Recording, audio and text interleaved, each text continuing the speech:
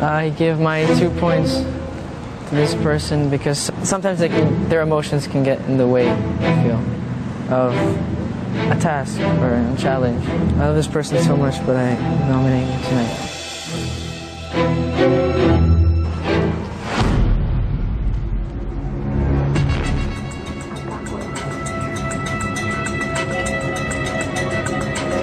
Punta na tayo sa iyo.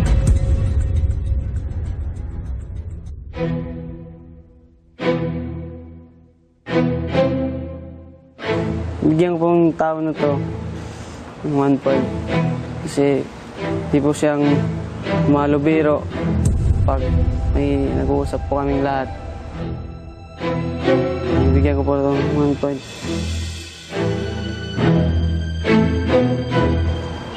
Sorry ko.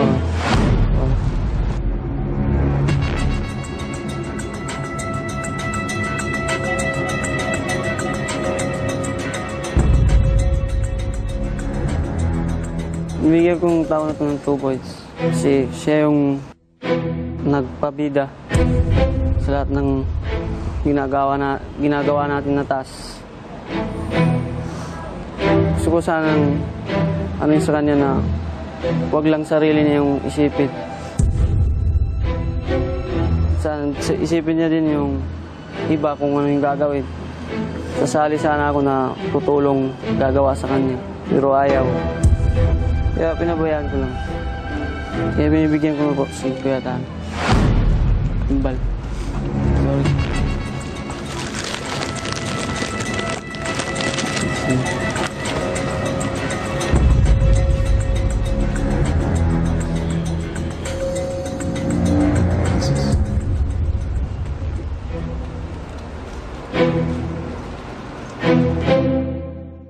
Binibigyan ko ng 1 point yung tao na to kasi naobserbahan ko na sa week na to parang naging extra competitive ka.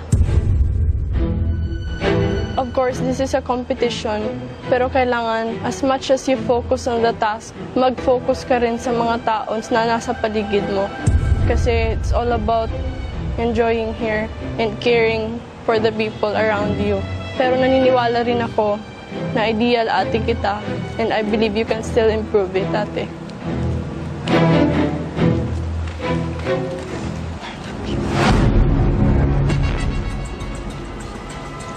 Binibigyan kita ng 2 points kasi gusto ko dito sa loob ng bahay na makilala ng maayos sa puso yung mga tao.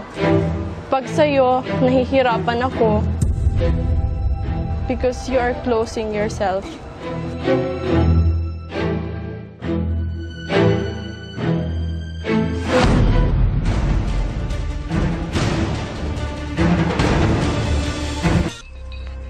Jinri, ikaw susunod. I give 1 point to this person because it was just based on one of the previous tasks, and this person I felt like didn't do as much as the other people. They were mostly sleeping or just talking. So I nominate Nico and Mako.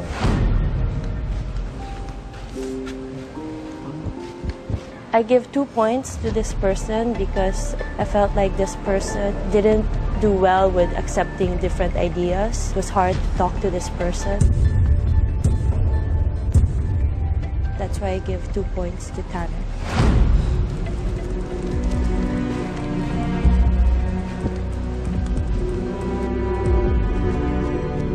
Ang susunod ay ikaw, Maymay.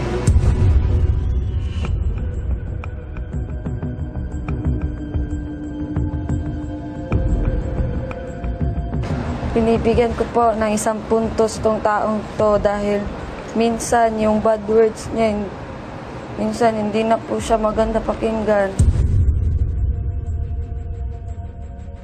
Binibigyan ko po si Kuya Nico.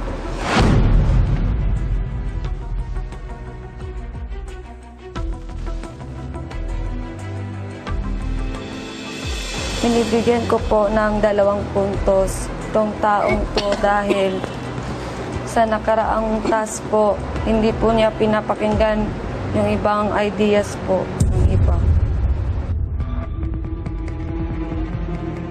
Binibigyan ko po ng 2 puntos si Ate ko.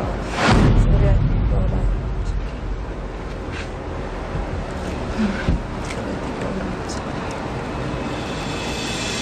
Tanner, Cora, Jinri, Nico at Makoy. Kayo ang nakakuha ng pinakamaraming boto sa gabing ito.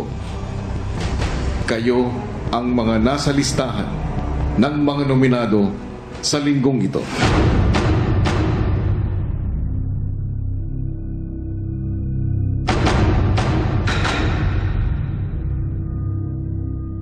Hello Philippines and hello world! Sina Cora, Jinri, McCoy at Nico and Tanner na nga ang mga nominado sa linggong ito at simulan na natin ang pagliligtas sa pinakakarapat-dapat dahil at this point, voting is now officially open.